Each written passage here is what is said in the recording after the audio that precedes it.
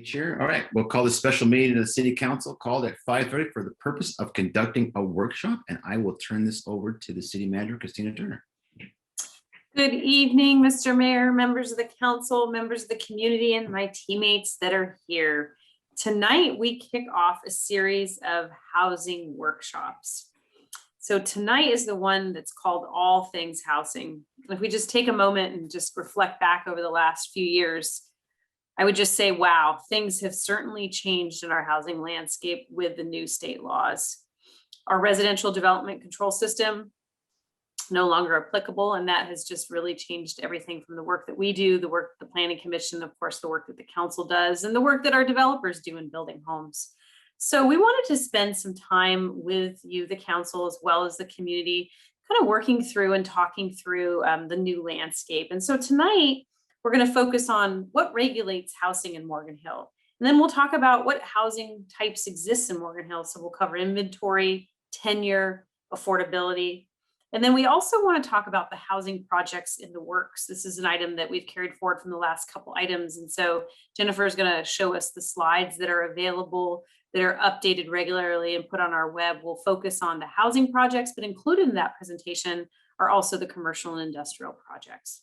And so without further ado, I want to turn it over to Jennifer Carmen, our Development Services Director. Jennifer. But before we do, sorry, don't mean to interrupt, but I made a mistake and didn't actually call the roll for the agenda. So before we turn it over to Carmen, could we please call the roll for tonight's meeting?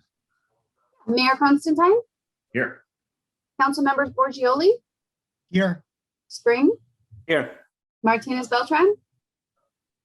You're muted, ma'am. Here. Perfect, thank you. And McKay?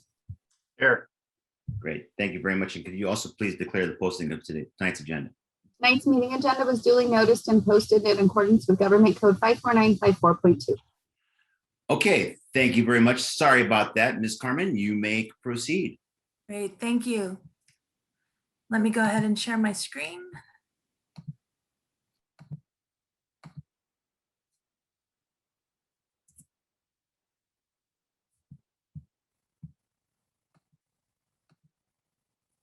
All right, so here we go, all things housing. And we do anticipate that there will be lots of questions, and you're more than welcome to stop me midway through and ask questions, or you can wait till the end. And we will be keeping a list as things come up in order to be able to respond to any issues or questions at future meetings as well. So this is a list of our upcoming engagement events. This is also available on our webpage for our 2021 housing conversation. We have our 4 virtual community workshops that will be happening before council meetings. In addition, there's also a number of different meetings happening, including a All Things Housing live event in front of the parking garage this weekend from 9 a.m. to noon.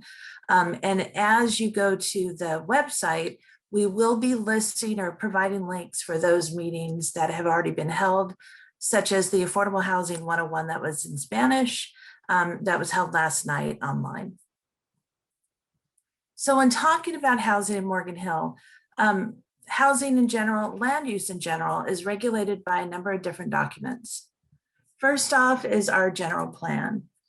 And the general plan forms the foundation of land use planning in the community. It's a document that's put together with the community and creates a vision for the foreseeable planning horizon. It's usually 10 to 30 years. And in our case, it's up until 2035. And this document was adopted in 2016. This document contains the objectives, goals, policies, and implementation measures to affect the community's physical development. One of those elements of the general plan is the future land use map. And this encompasses land beyond the city limits. It includes what we would call our sphere of influence and areas that may be incorporated into the city one day.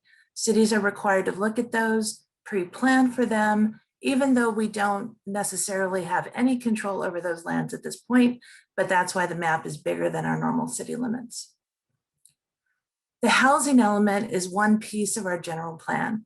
And the housing element is responsible for providing an analysis of a community's housing needs for all income levels and strategies for satisfying those housing needs. Excuse me. This is a element that is mandated by the state, and every general plan has to have one. This housing element is also on a different track than our normal general plan, depending on the cycle of time that HCD issues, which is the State Housing and Community Development Department. It was 5-year cycles in the past. Now it's an 8-year cycle. We are currently in the 5th cycle, which ends in January of 2023, and we'll be starting a new cycle. So the housing element work is going to be starting in earnest this year. We are having this conversation as sort of a lead into it. And at the next workshop on June 2nd, which is about statutes and regulations that we need to meet and state mandates, we'll be getting into a much more thorough conversation about what the housing element is and what needs to be included within it. Stemming from all of our policy documents is our zoning regulations, and this is our zoning map. As you can see, these are our city limits, much more compressed than our general plan land use map. And in talking about housing, all the yellow, all the beige, and the orange, which you can't see because it's very small, those are all spaces in the city where housing is either allowed or exists now. As Christina mentioned, our RDCS system, it was a growth management system that functioned very well in the city for a number of years, has been suspended through 2025 due to state legislation. But one thing that we did take from this program are our residential development design standards. This was something that we were able to do based on SB 330. It applies to every bit of housing that's developed into the city. And we've taken the design aspects that were incorporated into the RDCS program and are using them to evaluate new housing projects as they come through the city. Also really important to our housing process is our inclusionary housing ordinance. And this ordinance is what mandates a 15% affordable housing component for every new residential development in the city. And this program over time is what has made Morgan Hill one of the best per capita housing cities, affordable housing cities in the state, with 1 out of every 8 units currently deed restricted for affordable housing. So in looking at our population, we have seen increases over time, going from the mid-20s, 20,000s up to about 47,000 currently in 2020. And this is an example of our population changes by age. Our biggest increases in the last decade have been with seniors and children. We do see steady increases in a lot of the different age groups, but it's an interesting chart just to see how things have changed from 2000 to 2019. So getting into our housing facts, looking at housing by years built, 1960 through 1999, the biggest boom within the city. And RDCS came about in the middle of that second boom from 1980 to 1999. And you can see the number of units that were being built by year. It's drastically changed under our RDCS program from 2000 on. We don't know what the chart will look like as we extend out through the next decades, but we do believe that we will see some increases coming forward with the new laws. And looking at housing by tenure within the city, tenure is whether it's renter or owner. And this compares us to Santa Clara County and the Bay Area. And we are by far, nearly 3/4 of the community is owner occupied housing, with only 1/4 is renter occupied housing, which is very different from what we see in other parts of the Bay Area. And also looking at our housing stock, we are looking at mostly single family homes, whether attached or detached. And We have seen some increases over time in the number of those units. And as you can see from this chart, from 2010 to 2020, multifamily and mobile homes are pretty much at the same level, but the single family attached and detached have seen a lot of increases in development. So I'll turn this over to Rebecca Garcia to talk about affordability. Thank you, Jennifer. Good evening, council, teammates, and the community. Rebecca Garcia, housing manager. As Jennifer mentioned, we have lots of workshops, but we're going to take a much deeper dive on the topic of affordability at the June 16th workshop. However, here's a few highlights. There's usually about 4 things that indicate that a home is affordable. The first is the housing payment itself. It's generally speaking no more than about 30% of one's gross income. The second thing to keep in mind is there's some type of income qualification requirement. So we need to provide documentation to support the fact that someone is income eligible. The third thing is these opportunities do exist in both rental and ownership development, and that is certainly the case for us in Morgan Hill. Not every city has an inclusionary housing ordinance, but most do. So we have both rental and ownership in our portfolio. The fourth is there's always a deed restriction or a resale restriction agreement or some type of regulatory agreement that is recorded on the property.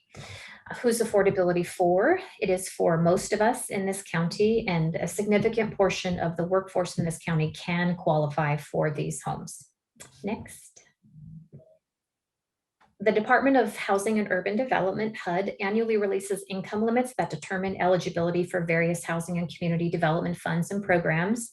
After they issue their numbers, the state then issues income limits for each county, and that is what we all use, the state HCD income limits. The County of Santa Clara has one of the highest area median incomes in the country. It's $151,300 for a 4-person family. Last year, it was about $141,000, so we continue to climb. And it's $105,900 for a 1-person household. And again, that's the area median income at 100%. Low income is considered approximately 80% of that AMI number, which is, for example, an annual income of $117,750 for a 4-person household. Area median income is based on all wage earners in the area, and really it's what determines household eligibility for housing programs. Next. Another example is if you make up to, this is shocking too, if you make up to $181,550 annual income for a 4-person family and up to $127,100 for a 1-person household, you could qualify for affordable housing. These numbers are examples of the moderate incomes and would usually be geared towards ownership opportunities, but nonetheless, that is one of the affordability groups that we talk about. Next, so there's essentially 4 categories of affordability that we use for various programs. Families earning 30% of the area median income and below are typically considered extremely low income, or we often call it ELI. Families earning between 31 to 50% of the AMI are considered very low income, VLI. Families earning between 51 to 80% are considered low income. And families earning between 81 to 120% of the AMI are considered moderate income. Next, so here's the income table that we use. It's available on our housing website, on the House Keys website. It's on every city website, Section 8 Housing Authority website. They're all the same in this county. This is how a family would determine where they are in this chart. So it's adjusted for household size. So one has to ask themselves how many people are in their family before they figure out what bucket they fall in, for lack of a better word. But as you can see, if we were just looking at the low income category alone, it ranges from 82,000 annual income a year to 155,000 a year. So again, this is a lot of people just to focus on one of the categories. Next. 37% of, so one of the things we start to talk about more and more is how many people are cost burdened, right? Or rent burdened, or so 37% of all households spend more than 30% of their income on rent. 32% of owner households spend over 30% on their mortgages. 51% of rental households spend over 30% on their rent. The percentages are higher for households in the lower income tiers. 69% of all households that earn under 50,000 per year are rent burdened. 78% of rental households that earn under 50,000 are rent burdened. So the takeaway here is the lower the income, the more rent burdened you are. So although we have affordability opportunities on the horizon, and that will meet the needs of some people, there's still this other world of folks that are rent burdened or mortgage burdened. Thank you, council teammates. I'm going to turn it back over to Jennifer, who's going to go over our housing communities that are at some stage of the process right now. Thank you, Rebecca. And so Rebecca noted that there are projects on the horizon. And this is what we're talking about. We have a few that are already entitled and underway. We do have the Morgan Hill Apartments, also called Braddock and Logan. This is located on Butterfield near Jarvis. 389 apartments, including 78 very low income. And they are out there grading right now. We'll see that continue to move forward. Monterey Gateway, this is on Monterey at the grade separation with the railroad. This is 101 townhomes. This is a market rate project, includes the 15% affordable that we require under our inclusionary ordinance. And if you drive by right now, there is a lot of dirt moving on this site. It is fenced off and they are well underway under construction. So we have a number of projects that have been submitted or are pending, and they're continuing to move through the affordability process. Some of them you've recently seen. This is Monterey Madrone, or also called GEMCOR. This is at the corner of Madrone and Monterey, north of Cochrane. 249 units. This is a 100% affordable project, and it's about to start SEQA review. Recently had its concession requests appear before council at a previous meeting. Crossings at Watsonville Road. This is down at Monterey and Watsonville. This is 73 units, also 100% affordable. And this will pair with another project on the site that we do expect to be coming in that will be more of a market rate project. This is the affordable portion of that site. The Magnolias, which is a project the council recently saw for concession request. This is 66 units, one of our more deeply affordable projects that we've seen come through. This is also under SEQA review right now. Manzanita Park, this is near our northern border on Monterey, and this is a market rate townhome project. Morgan Hill Senior Housing, also called Beacon. This is located next to the post office. This will be one of our first modular housing projects. You will notice the site is fenced. They have demolished the houses that were to the rear of the site. There has been so much demand with housing production, particularly with the modular components, that while they're moving forward, they have all their entitlements, their building permit is processing, their modulars are delayed because the factories producing them have a whole lot that they're working on for all over the state. Apparently Vallejo is now quite the popular place to get modular housing units, and they are backed up in production. Crosswinds, this is a more of the Morgan Hill typical subdivision that we see. This is located at between Mission View and DePaul, half road to the south on the east side of 101. This is 269 units, and an EIR for this project is underway. New Horizons, this is a project on the east side of 101 at the southern border. This is just getting started with this environmental. This project is looking at a unique mix of market rate and senior affordable housing. They do require some general plan and zoning amendments. So this project is more of a long-term entitlement process, but there are meetings, and we have seen certain requests from the community about elements they would like included in the project and traffic improvements that they expect to see, which are being studied as part of the environmental. The Cochrane Shopping Center, where Target is, They have a project underway to amend their existing plan development for their phase 2 side, which right now are just empty parking lots, to really create a lifestyle center. And part of that is they're proposing a general plan amendment to expand the area of mixed use flex that they currently have next to the Target store that does allow housing to a larger part of the site to allow more housing and create that lifestyle center. This project has an environmental review underway, and they are continuing to meet in prelim reviews with the Planning Commission as they refine different elements of their plan development application.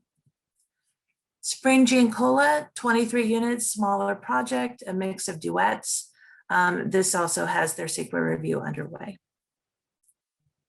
And Tenedicito, this is the last project we'll have on the slide tonight. Their design permit has been approved. This is along Tenet on a very deep lot across the street, a little bit east of the Tenet Station Shopping Center, but right in that general area. This will be a townhome condo project. So all of our housing projects right now, they have project pages. This is something that we created on our website that has all the relevant information on each project. We upload plans, the architectural plans, landscape plans, everything that you can see about a project. If there are notifications for public meetings, those are also included on that page. And there are also options for e-notify to sign up for e-blast. So when notifications go out on changes to the project or public meetings, you will receive those. And this is the website for them. This also, not just housing projects, but our commercial and industrial projects are all there as well. City staff also provides a quarterly update on all the development projects in the city to City Council. We're using this opportunity tonight just to talk about the housing projects, but typically we do a full agenda item and talk about all of our significant projects that are moving through the city. So again, on June 2nd, we're going to be coming back and talking about state mandates for housing production, existing laws, new laws being considered, the regional housing needs draft allocation, which you often hear called RENA. What does that mean? We'll go into great detail on that. Housing element, what it is, what's required to happen, and most of all, the penalties for noncompliance. HCD, our Housing and Community Development Department with the state, is starting to put out material discussing what can happen if your housing element is not certified. And we are also seeing different situations in different cities where they're running into penalties on other laws that aren't being complied with.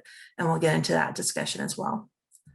Again, this is the upcoming chart of what we've had. I took off the ones that have already passed, including this evening.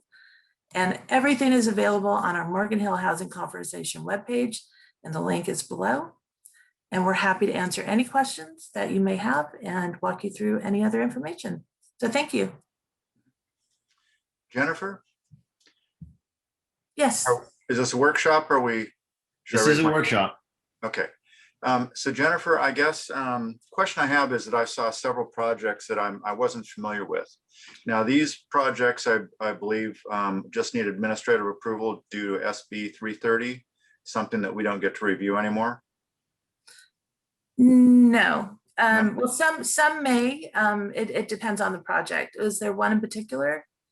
No, there are a couple that I know are already in environmental review, which to me means that they're obviously pretty sure that it's going to get through. So I assume there'd been some form of approvals. No, if a project is currently going through environmental review, that is prior to any consideration for any formal consideration by either the Planning Commission or the council. Okay, so they're doing the initial study at this point? Correct.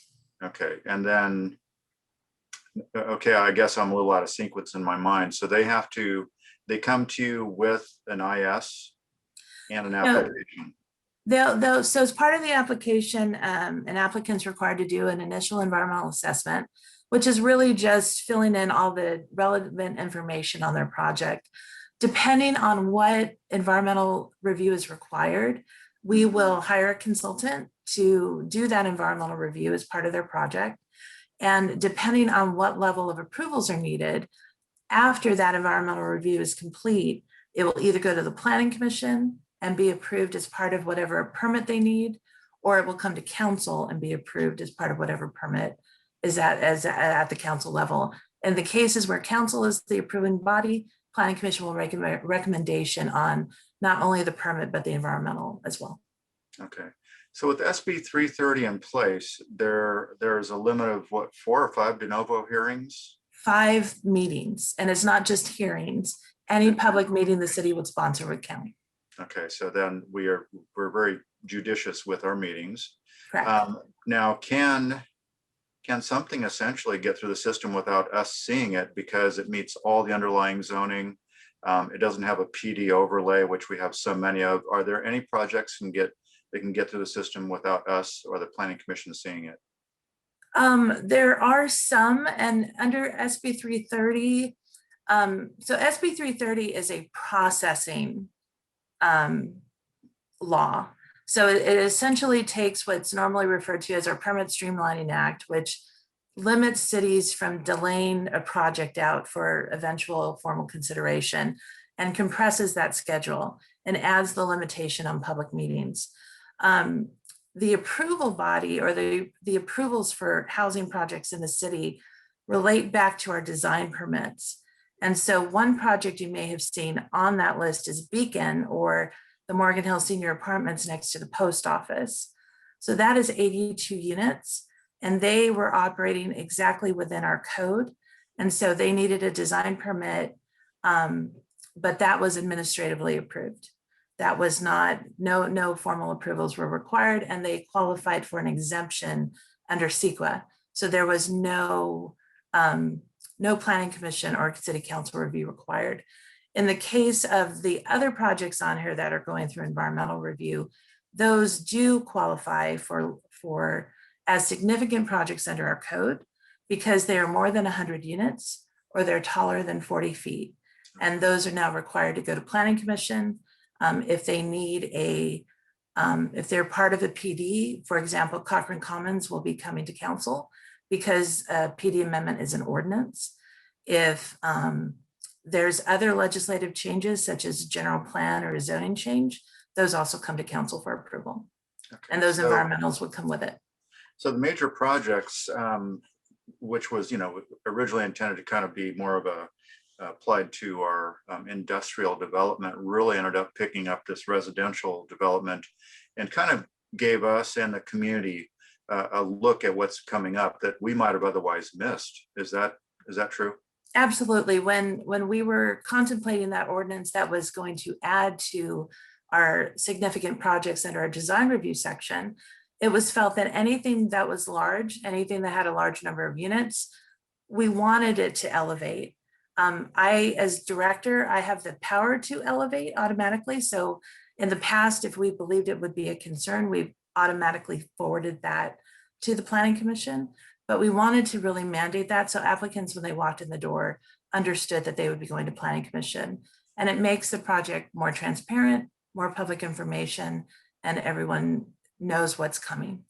Okay, last question real quickly then. So with, keeping in mind that we now have maximum 5 de novo hearings, how does that really impact? Could we actually get through on a normal processing with less than 5 anyway?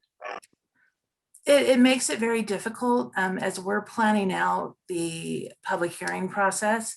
What we don't want to have happen is have to tell either Planning Commission or City Council, you have to do it in this meeting. Okay. So we always want to make sure that you have that option for a continuance if we think it may be controversial or complicated. And so that does impact what other meetings we have. We advocate for the applicants to hold their own community meetings. As long as city's not sponsoring it, it does not count under that rule. So they can still get that information out to the community, but it doesn't, we won't be violating SB 330 with that. Okay. Well, thank you very much. One Hopefully small you can correction. One small correction. Yes. Okay, you mentioned 5 de novo hearings. It really, as Jennifer said earlier, it's 5 meetings. Mhm. So it's not even if it's de novo, if it's a continued meeting and you continue to another meeting, that's another meeting. So we have to be really careful. It's as Jennifer saying, you know, we don't want to be able to have to tell the commission or the council that it's something they have to decide that evening, but in some cases it will be, because we won't be able to continue. One great example of that is a notice of preparation community meeting for an EIR. That is becoming that extra meeting that is complicating the entire approval scenario. And so we're looking at alternatives to doing that with the applicant where it does not fall under that 5 meeting limit. All right. Well, thank you. And I look forward to you always keeping one meeting in your pocket if we need it. Thank you very much. You're welcome. I'm done. And Renee, I see that your hand's up. This is a workshop, so you don't have to raise your hand. Yeah, I just didn't want to be rude and interrupt. Thank you, Rich. Jennifer, a few questions. I think you'll be the first one to answer. On average, how many permits of residential housing do we give out per year? During the RDCS times, we limited it to no more than 210, right? With a very low income excluded or affordable. Well, under RDCS, we did not limit the number of applications or the number of permits that we issued every year.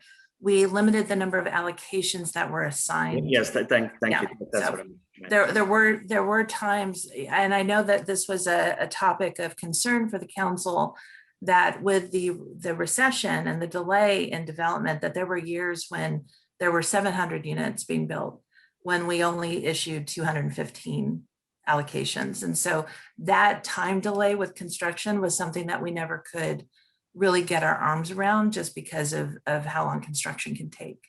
But do you have a number in mind over the past couple of years since SB 35 and 330 kicked in?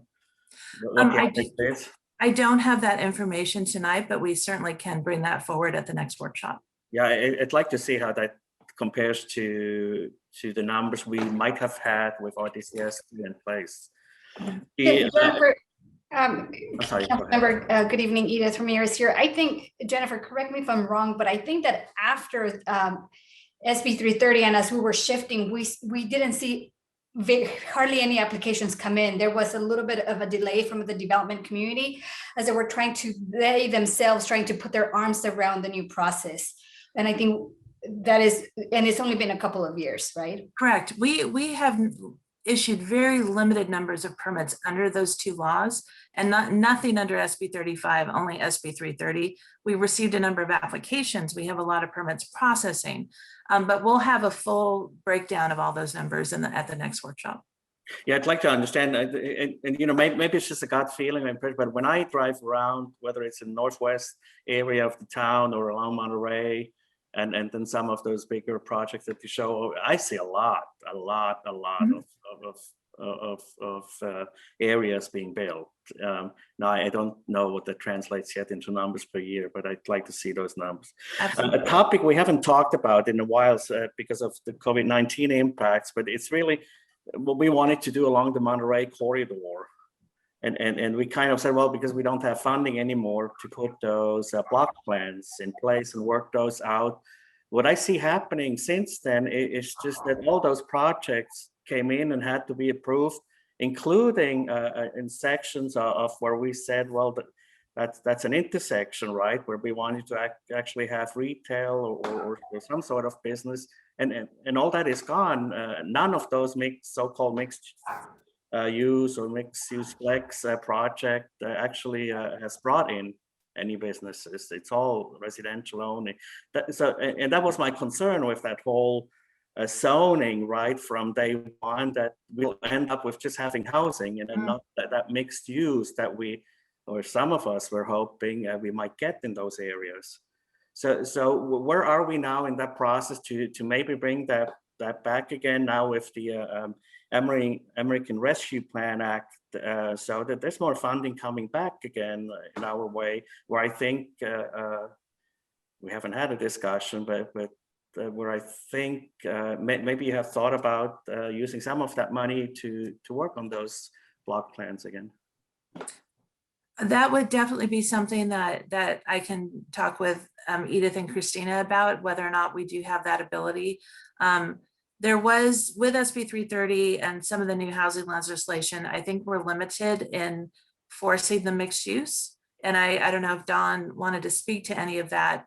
And we knew that coming forward, mixed use flex, if someone wanted to build 100% housing, that was an issue. And they would be able to do that. We have been advocating, especially with projects on those corners, that they include a mixed use component, but we can't force that if they're not wanting to do that. And so that has been a challenge, but we can certainly explore that issue and see if there is a way to use any of the funding to continue to move forward. We are required to finish a specific plan for our PDA, our priority development area, by 2025. And so the form-based code work that we're working on is part of that. And so that's as far as that has moved forward as far as the block level master plans, but we can certainly come back with an update.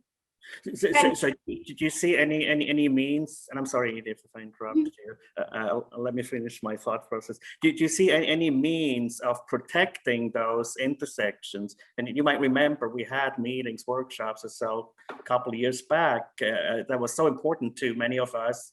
And now we say, well, no, it has to be housing, and if it's low income, don't even speak up because we need it. But I'm going to speak up and continue to speak up because I think this is important. Councilmember, I just wanted to chime in that you are right on the issue of the retail sort of commercial component along the Monterey corridor. The form-based code that we are kind of rounding the corner on. We just had a very healthy conversation with the Planning Commission on this very particular issue, and this new approach to regulating those projects takes into account a type of building that could work well for both retail walkability as well as standalone residential. And we are very much paying attention to those desires that the council and the Planning Commission had, and integrating that conversation within the new form-based code that we expect is going to come before the end of the year, the calendar year, I should say, right. Fairly soon. Okay. And then a follow-up question was kind of related to some of the projects we recently had to approve, or even though some of us didn't vote for it, but it was always my understanding that in Morgan Hill we didn't want to have entire areas that is just for very low income only. But that's exactly what we're creating in the area of Wright, Monterey, Del Monte, with all those projects that went in and that are going in now. So we're not walking the talk here, and what we decided we did not want as a city. And then when some of us remind the city of those objectives again, we're said, well, why are you pushing back? This is very low income and we need that. Yes, I do know we need it, but I don't think it should all be in the same area. So I'll speak to that a little bit, and then maybe Edith wants to jump in. And so what Councilmember Spring is referring to, just for the benefit, I think, of the community, relates to, for many years, what the standard has sort of been is to disperse affordable housing throughout a project. So if we had a development, you wouldn't put all of the affordable units in one area, but it would be sort of spread throughout. And now with these new state laws, that sort of, changed how we can regulate that.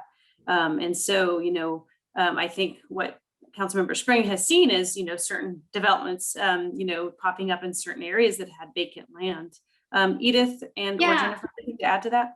Yeah, thank you, Christina. I think the question, Councilmember Spring, is absolutely spot on with the conversation that we need to have. This community has taken great pride in our inclusionary housing program, our affordable housing program, to require developers to spread the affordable housing units and make them integrated within their developments. I think that at the heart of what we have going forward, as these housing projects come in and they're slightly different and bigger and what have you, we kind of have to ground ourselves with the zoning map. If Jennifer puts back the zoning map, it will show you the majority of the land within Morgan Hill is single family residential. So what does that do? It clearly identifies where those multifamily projects are going to be. By default, we have made those choices, and communities throughout the nation are having that conversation right now. How do you integrate projects going forward? And it starts at the zoning code level. Jennifer, Rebecca, anything else? Yeah, I would just add that go it- ahead, Rebecca. I was just going to say, Councilmember Spring, it's a very interesting point. And ironically, the entire tax credit policy system is designed to concentrate units in one spot, which is essentially the exact opposite of what the desire is. But the entire funding mechanism does that. So it's a really good point. I hope it's something that the state and the feds continue to look at, and we can push them to do so, because Yeah, I really bring it up for a city council member also, especially for that district. It's an area of concern, right? The certain types of housing bring in a certain population, and not everything is positive associated with it if it all is in the same spot, right? That is not typical to Morgan Hill yet, but if we start creating those very low income neighborhoods, or in some towns they call them the hoods, right? Then we're really shifting away from that more balanced approach that we used to have, that actually made that problem go away, because you have had that integration, but now we're moving away from that. And that's an area of concern that I wanted to bring up today, and wanted to hear some more thoughts. Then a totally different topic, and I think I've asked once or twice over the past few years, with all that housing and building happening, and we're in a drought again, and probably in a severe drought, the question I get asked, and I never have a good answer, well, can't we delay housing? If we ask current residents to reduce water usage and to save water, where we add those hundreds and thousands of homes and residents to our city at the same time, it's very hard to ask someone to save water at their home when they see everything else that is happening, right? And it makes it hard to explain. So I thought we had some sort of an emergency policy we could refer back to if we needed to halt, at least temporarily, building in our town. And that might be a legal question. And I brought it up before. I think I know the answer, but I'll bring it up again. I think we might have some responses both from Program Administrator Anthony Yulo as well as City Attorney Don Larkin. Would you like me to start, Don, or do you want to start? I'll start with there's a difference between a drought and a water crisis, and we're only in a water crisis when the state says we are, and not when we think we are. But I'll let Tony go on to explain what the actual situation is.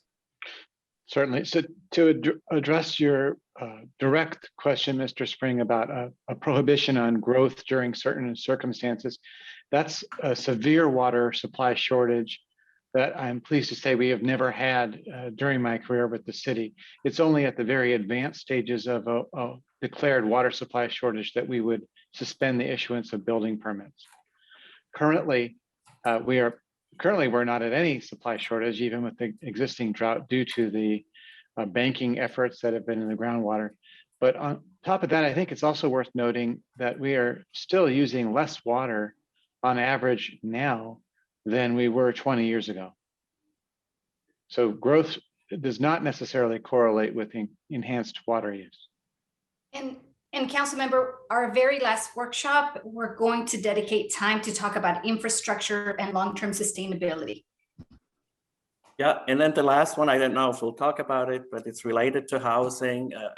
Every time we talk about the project, we talk about the parking or lack of parking and all the problem it causes. Again, I refer to the same projects along Monterey that we recently discussed, and we never come up with a solution.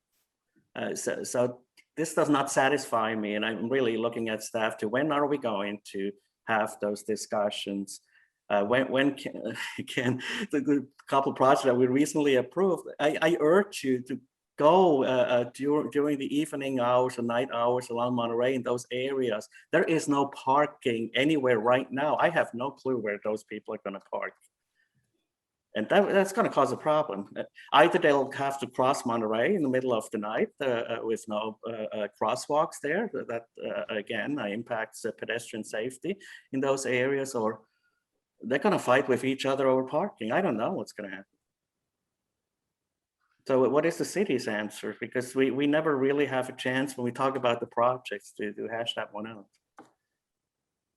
I don't think that there is a good answer, Councilmember Spring. I think that I certainly we understand and acknowledge the problem, but again, we're a subdivision of the state of California, and the state of California tells us how much parking we can require, and it's not enough.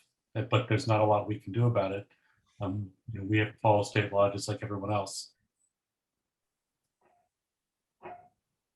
Did you see how frustrating that is for some of us?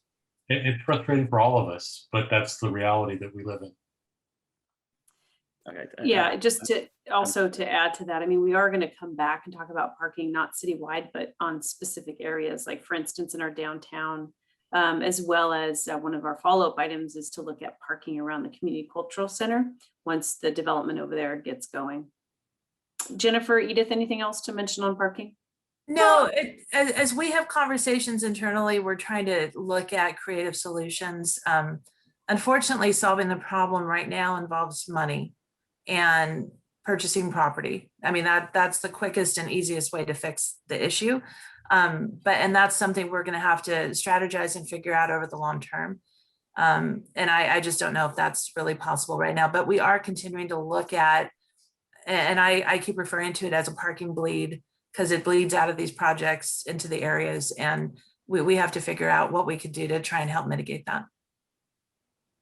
Yeah, the only other thing that I was going to say, we can't, if the state has mandated and allowed certain kind of developments to proceed without parking, and the city has no ability to change that, kind of thinking about, well, what is within our power? What is within our realm? What are the things that we as a community can do to move the needle, to improve those communities? So I think about our work that we do for advocacy to get transportation. We just applied for Measure B funding to get a grant that is going to allow community members to kind of call this Uber-like sort of process and be able to pay for it in affordable rates. And we're going to be talking about that soon in the fall. Chris is going to be bringing that to you. So again, thinking about what's within our power, thinking about our advocacy for transportation, our ability to provide those sort of services, creating more connectivity that is multimodal, creating more ability for people to be able to walk and bike. And your frustration, council member, is like Dawn said, is shared across the table with staff and community. Thank you. And the last question, we can bring it up in a future workshop, the answer, but we said about a year post SB 330, we will go back to have discussions with HUD. I remember that's what discussion we had with Leslie and others, kind of going back and say, hey, this is the impact now on our community. This is why we don't really need more, because we're way beyond all the numbers already that we need to meet.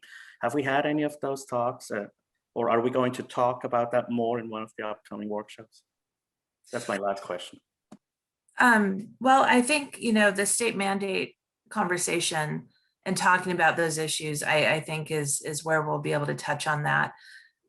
One of the things that most impacts the downtown area, anywhere within a half mile of the rail station, those are could be heavily impacted areas because of the allowable density. There are no density limits. Height can be whatever, and no parking requirements. And so we haven't seen any of those projects, and there are none out there right now. But as those come in, those types of impacts are things we're going to need to be ready for. And it all goes back to the definition of what is a high quality transit corridor. And during the SB 330 development, we lobbied very hard for that definition to have service levels, because it does not have those except for buses. If you have a rail station, you qualify. And that's a problem. It's a huge problem for us because we don't have the service to support what that law allows. And going back and looking at that again and making another, talking about the impacts, I think that that is one space that we could definitely advocate.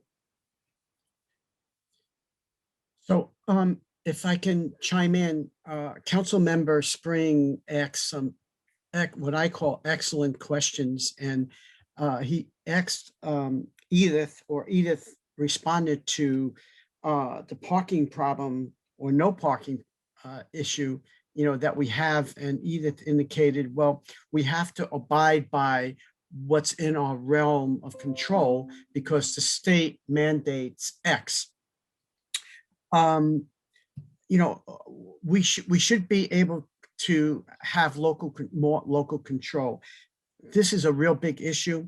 So at the next workshop or two, can we invite like Senator Wiener and other senators of the sponsors of these bills that are mandating all these things that we must do and taking away our control to so we can share with the authors of these bills what's happening to our town? Because if you hear what's happening relative to traffic and parking and those types of issues, and you're saying it's really out of our control, that's just simply not acceptable. I think the residents of Morgan Hill would absolutely agree and expect us more to lobby that, we need to do something different. We can't operate like this anymore. So I would like to recommend that you reach out to the senators so they can hear firsthand about these problems. Again, my colleagues just cited excellent questions that most of them are out of our control. So let me get also back to the water. Is Tony indicating that there's a guarantee of adequate water supply going forward with all these developments coming on board? I think I heard him say we absolutely don't have a problem, and all these developments won't cause a problem, even though we're in drought years. Am I correct in my analysis of what I heard? Respectfully, I don't think you're exactly correct. I don't believe I said, pardon me, exactly that. What I said is our current water waste ordinance, which addresses our response to droughts, has different levels. Excuse me 1 second. Sorry, has different levels of response. A minor drought, there's certain prohibitions. As it gets more severe, at the most severe level, it calls for suspending the issuance of building permits. It's something like where we're looking at 40%, we're asking people to conserve their water by 40%. We have never, pardon me, approached that level during my career here. But are we headed that way, Tony? I mean, with what we see in front of us, and you're asking, again, my colleague asked this question, you're asking us to conserve water, and we're looking at all these buildings housing developments coming in. It just appears we're headed toward that real quick. And so what's your answer to that? So the Valley Water, which is the water supplier for our region and manages the groundwater, has a plan in which they look at growth, projected demand for the future, and what they need to do to meet that demand. So they are actively seeking out additional sources of water that they will use to recharge the groundwater in South County. So if you ask me, can I guarantee that? Certainly not. And it's a bit of a crystal ball question in terms of what will the future bring in terms of precipitation in the state. There's a lot of uncertainty, but I can say that Valley Water projects in the future very explicitly and is meeting to meet the demands that are projected. Okay, thank you. And as far as meeting EMS standards, the state standard, I believe, is 7.30 seconds, and we are well above that. So with adding all this cars and traffic on the road, especially in the northeast and northwest quadrant, how are we mitigating our emergency responses in those areas so we don't go much over where we are now? In other words, we should try and be actually meeting the state standard as opposed to, it looks like there's no way we're going to meet that with the direction that we're taking, where cars are impacting our streets so much. Councilmember Borgelli, we have Chief Hess, I believe, with us, and assuming he's connected right now, we'll be able to respond to that. If not, we'll just hold the question until he's available, and then we'll get him back on to respond to response times. Okay, so And he just popped on if we want to get that answered. did he hear us? Did he hear the question? Yeah, Chief, you're muted right now. We just want to make sure that you heard Councilmember Borgelli's question. Yes, about response times regarding the downtown Monterey. No, it's of course downtown and all over, but I'm specifically interested in where the high impact development is going on in the north, west, and east sections of the town, i.e., Concord and that area. So, we're well above the minimum state standard. So, it just seems to me adding all those cars on the road there, we're never going to meet the standard. We're probably going to increase our response time by a significant amount. So you bring up a couple of points. The first one is when you talk about standards, something the council needs to understand is the fire department currently meets our minimum mandated time obligations for emergency medical calls throughout the entire city. So I know I've heard statements in past associated with fire response in regards to, quite frankly, I've been hearing statements that are kind of taken out of context or just frankly simply inaccurate associated with areas of the city that are considered unprotected. We currently meet those minimum mandates with all of our EMS calls. The traffic component with adding new additional units, we don't have any, we have statistical, what am I trying to say? We've had pilot studies associated with some changes with downtown of Monterey, where the statistical differences there's no differences in our response times. And I may be mixing two different categories, but to your first question was about response times. So I thought I heard in January, and again, I may be incorrect, that we were well above the minimum standard. Now, when I say well above, I'm talking about 30 seconds or 40 seconds, so that's what I thought I heard you say back in January. So the standards of coverage study with Gilroy, Morgan Hill in the South County Fire Protection District does indicate that the recommended standards, which the council does not currently have minimum standards for fire response for an effective response force. The standards of coverage study indicated that we don't meet the recommended or goal-oriented response times for an effective response force for structure fire, etc.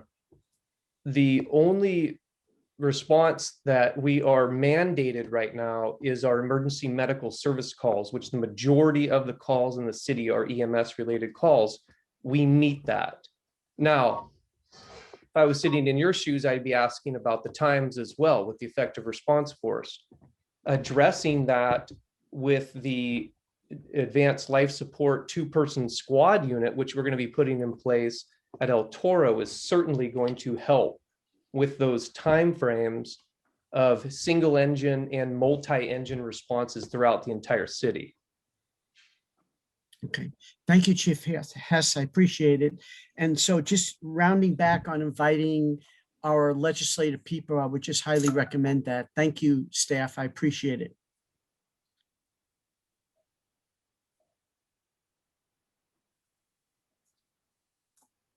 Can I jump in then if nobody else is going to speak at this time?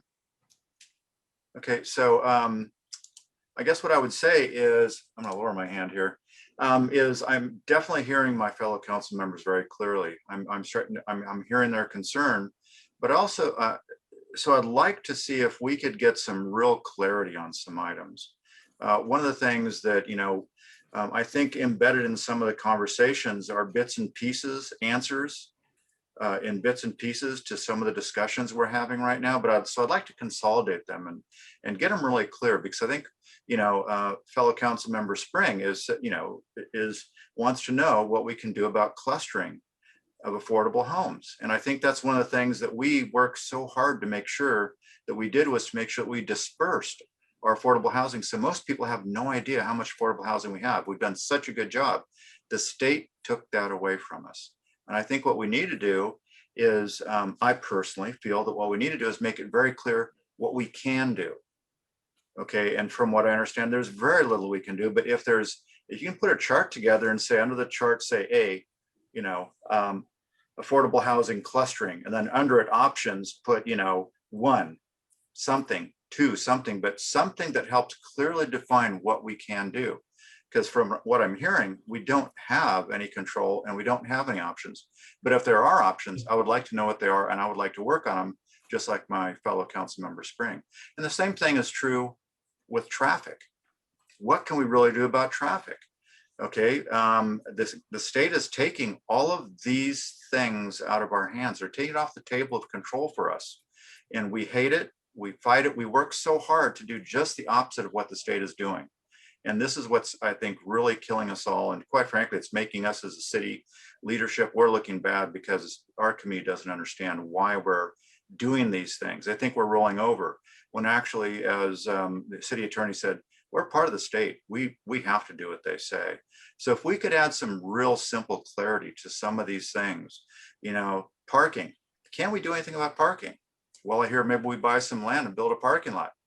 I don't think the community is going to want us to do that, but if that's an option, then let's put that down in that list and say that's one of the things we can do.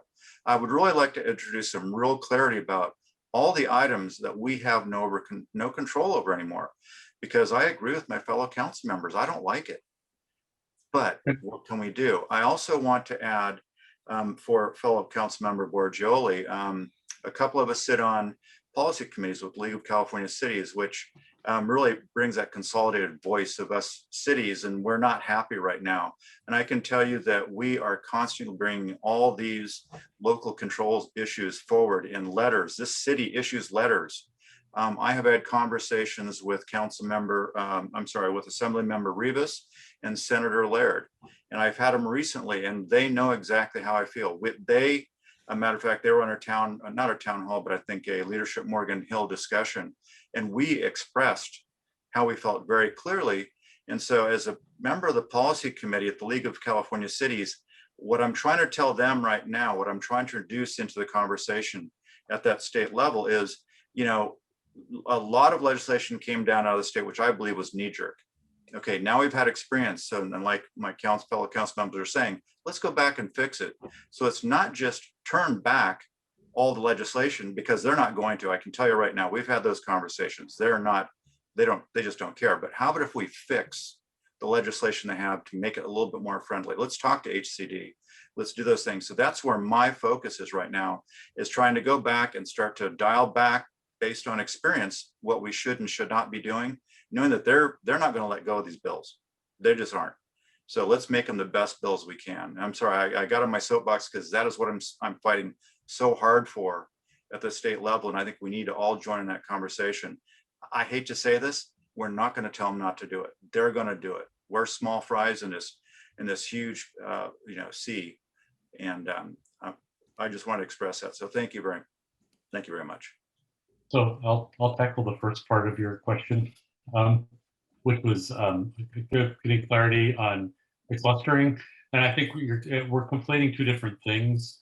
Our policy has always been within a development, we don't, within a for-profit or a market rate development, we don't want all of the units clustered in one spot. We still have that policy. We still don't want the units clustered in one spot, and we still have the ability to regulate that. What we don't have the ability, and we've never had the ability to regulate ever, is a high density housing project, who develops it. We can't force a market rate developer. If we've got a site that's designed at 20 units to the acre, we can't say those 20 units to the acre have to be market rate, even if we wanted to. And from a policy standpoint, I don't think we do want to, but we've never had the ability to do that. So an affordable housing developer has always had the ability to come in to any site that they control and they own and say, we want to build on this site that we control and we own.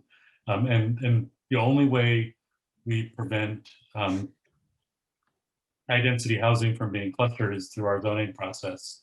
But then again, we want to be really careful, because if you're going to have high density housing, you're not going to want it to be out in the hillsides. You don't want high density housing away from services. So it's just a natural fact of zoning that some areas of town are going to have more nonprofit affordable projects, more high density, smaller units than other parts of town. And that's always been the case. That's not a new thing with the new housing legislation. Dawn, if I may just jump into, Dawn's absolutely correct. We've always concentrated 100% affordable projects. Historically, they have been a little bit smaller, size of 40 units, 50 units. We're starting to see them a little bit larger.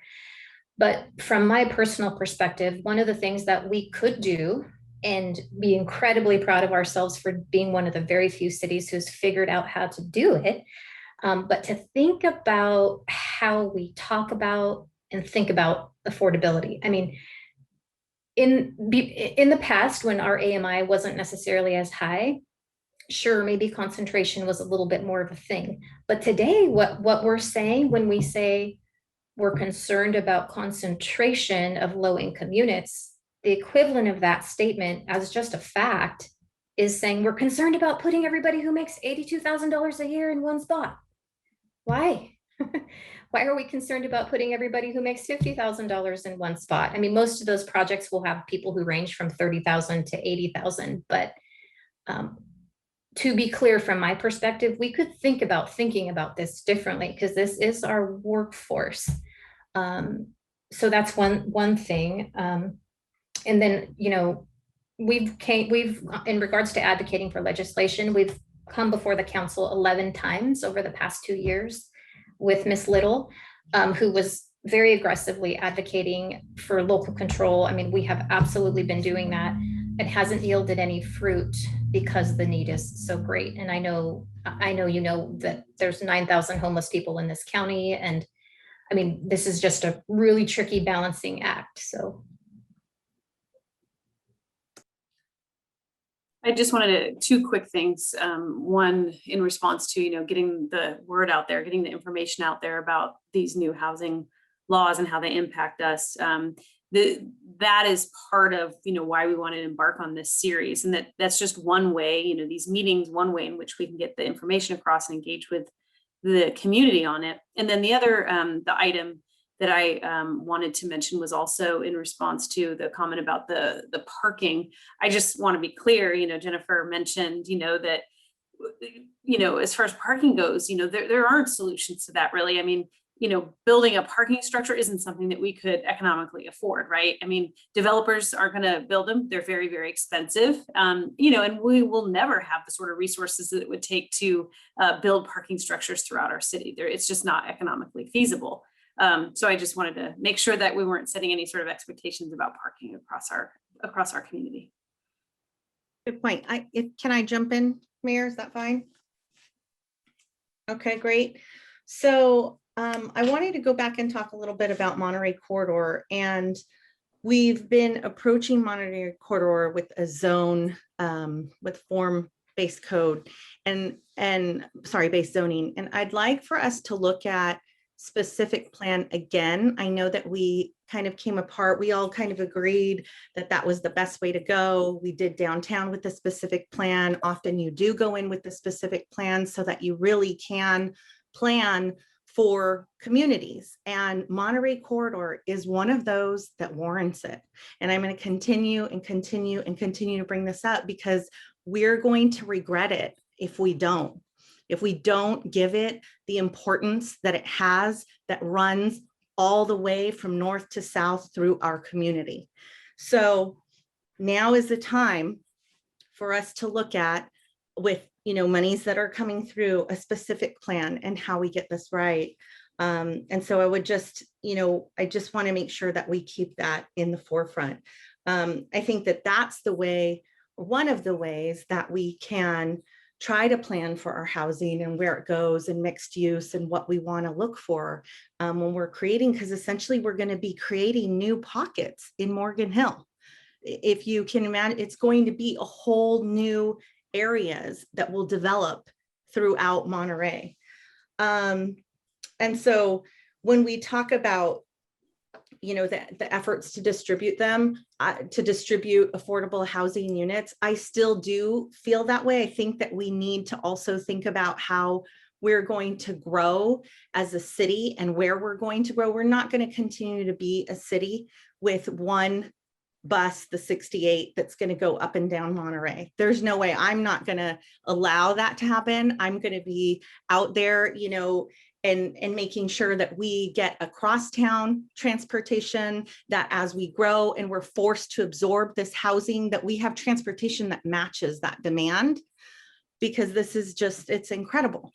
And also our train, as we know, we're looking to get more trains as they electrify. And so our community will change, and it won't just be Monterey. And I think we need to have that foresight and vision and understand it's going to be along Dunn. We've got house all along Dunn on both sides of the 101. We need to make sure that it's everywhere, that we have affordable housing everywhere where we see that there are going to be pathways and there's going to be support services such as transportation, because I do think, to Councilmember Spring's point, and this is something that I've said often, we need to think about giving those varied experiences for people to live in different parts of the city, not just, affordable housing of 80,000. No, there's nothing wrong with that. But I also think that we need to diversify that with our schools, with the different parts of the city and what they offer, so that we have mixed neighborhoods. And that's how we're going to, I think, achieve and continue to be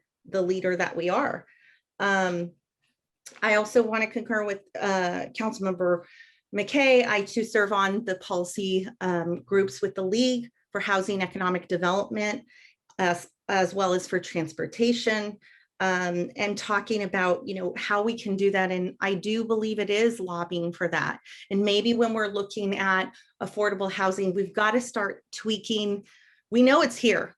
And it's like, we're the mouse standing in front of the train. That's not really going to get us much. But if we start to shape these policies, if we start to really figure out what the real tangible impacts are, that we can then show example and try and get the change, I think that's where we're going to have the success. So our schools, when we get an increase in housing here in Morgan Hill, it's very different than when you get an increased housing in somewhere like San Jose, where you've got a number of schools that you can disseminate students across. We don't have those numbers to do it. We've got 2 high schools and 1 middle school public. So, and then looking at, our infrastructure and just asking for those dollars to match the request that they're giving us for housing, to match the request for our sewer. We certainly are trying to deal with some of the issues with our sewer lines. That's what this whole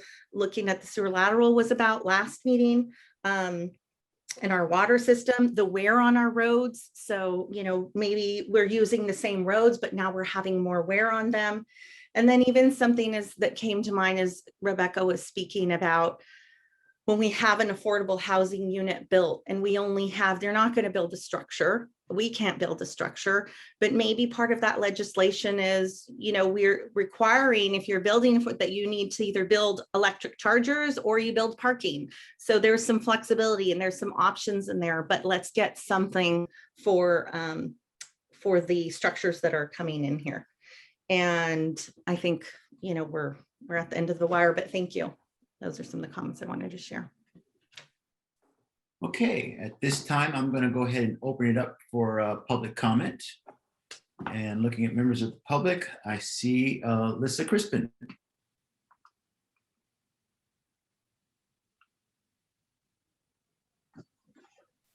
Hi, good evening, everyone. Can you hear me? Yes, we can. Hi, thank you for holding this meeting. It's been interesting to hear you talk about the growth of Morgan Hill. I have a question about affordability. I am a renter in Morgan Hill. I've lived here for 6 years, and my husband and I are both income earners, and we fall like in the 122%. So we don't qualify for affordable housing, but yet we don't qualify. We don't have enough to buy. And I'm a public school teacher, and I know some communities like Santa Clara are working with their districts to provide housing for teachers and other essential members of the community. And I'm wondering if Morgan Hill has spoken to the district, if the city council is working with the district to talk about that, or what you're planning for people who are in situations like me where we earn a little bit too much, but not enough to remain in the community for much longer. Thank you. Okay, great. Thank you very much. Next speaker is Roxanne and Ernesto Brusa.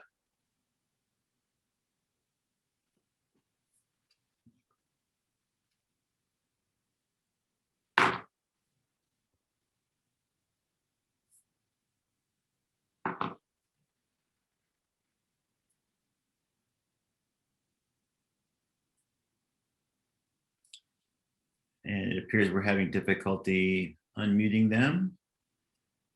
Perhaps we can go to the next speaker while we work out the technical difficulties with that last speaker. The next speaker will be Joe Baranowski. Yes, good evening. So it seems like I'm hearing some discrepancy between what's been said tonight regarding parking, basically that there's absolutely nothing that can be done versus the information that was discussed during the last planning commission meeting, which was solely a discussion and a kind of a tutorial on density bonus law. I'm looking at the slide, that one of the slides from that presentation. It talks about local jurisdictions can require higher parking ratios if supported by a specified parking study. There was a very few sentences talked about that I didn't quite catch. I asked about it during the planning commission public comment, but the staff declined to give an answer. I've been meaning to follow up or go back and look at the video. There's some comments about, yeah, we're going to do that, but we're waiting for some reason. So it looks like the city has identified something that could potentially be used to improve the parking that developers are lacking, wanting not to give. And we need to do it, but for some reason we're waiting. So again, there seems to be some discrepancy. Thank you. Okay, thank you, Mr. Baranowski. And I do not see any other hands going up. So we'll temporarily close public comment so that we can answer the concerns that were addressed. I'll ask staff to see if they can address the affordability. I saw Rebecca shaking her head when she was when Ms. Kristen was speaking. Thank you, Mayor. It is an issue. People make just a little bit too much. So we actually have had conversations with the school district several times over the past couple of years, and unfortunately, it just hasn't gone anywhere. I'm going to invite Julius Nayanda with House Keys, our housing BMR administrator, who's on the call with us this evening too. I think he might want to touch on the topic. I know that we have been able to house some teachers, but again, it gets a little tricky if you make just a little bit too much.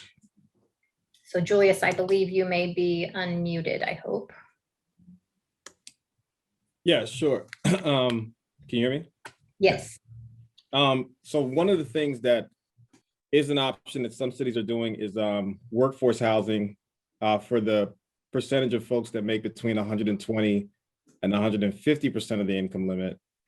It's tricky to impose that and put that in place because there's a lot of logistics that go into that, but that's one of the things that has been done before. But again, it's if you're not getting enough units in the categories that are already stated, it's hard to create a new category to then have more units go there. So it's a tricky balance between meeting the housing requirements you have and trying to create new housing opportunities.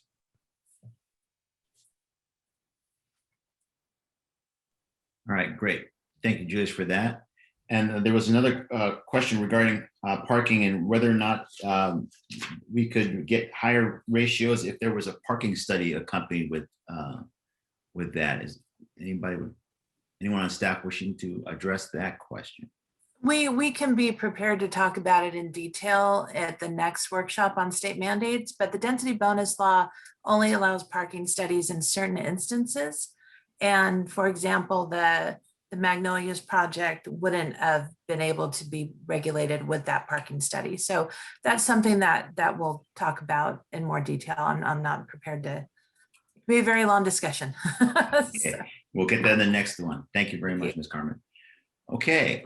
I see another hand going up with the public, so I will go ahead and reopen public comment, our public comment, and then it'll be Mr. Kent. Yes, good evening and thank you. I guess a couple things to note. We know that residential land and development costs the city budget, much more than it gives back. We know that industrial and commercial development actually is good for the budget.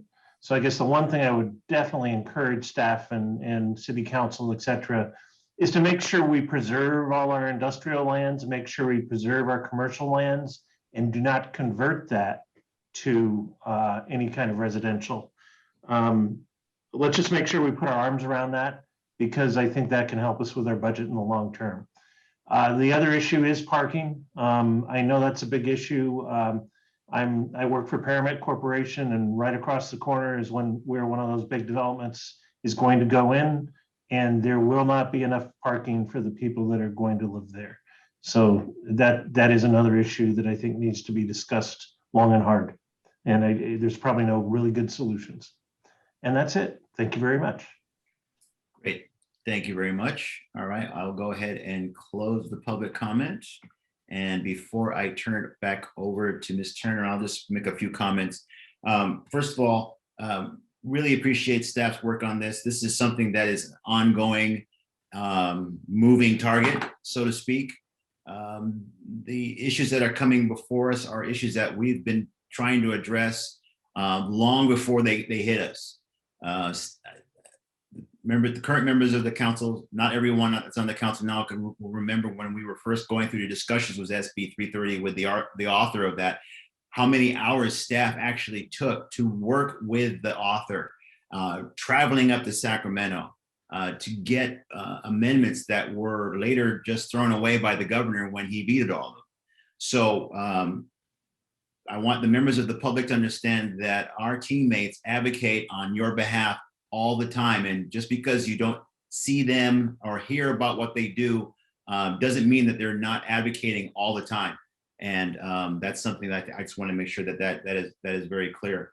And I really appreciate our teammates' hard work when that is concerned, and continued hard work as we fight through the minutia of SB 330 and what else may come before us. So with that, I will then go ahead and turn this over back to Ms. Turner. Thank you, Mr. Mayor. I asked Jennifer to put back up the slide with the future dates. And so in a moment here. So please join us, community, for the upcoming dates. And so as for council meetings are going to be prior to the next few council meetings on June 2nd, 16th, and 23rd. And then there are additional opportunities to engage on the conversation with some focused areas. And so go to our website and you can see all of these listed with some additional resources. And so we look forward to continuing this series on housing. And with that, thank you very much. And I'll turn it back over to you, Mr. Mayor. All right, so with that, we will adjourn our workshop and then we will reconvene our regular meeting at 7 o'clock. See you in 5 minutes.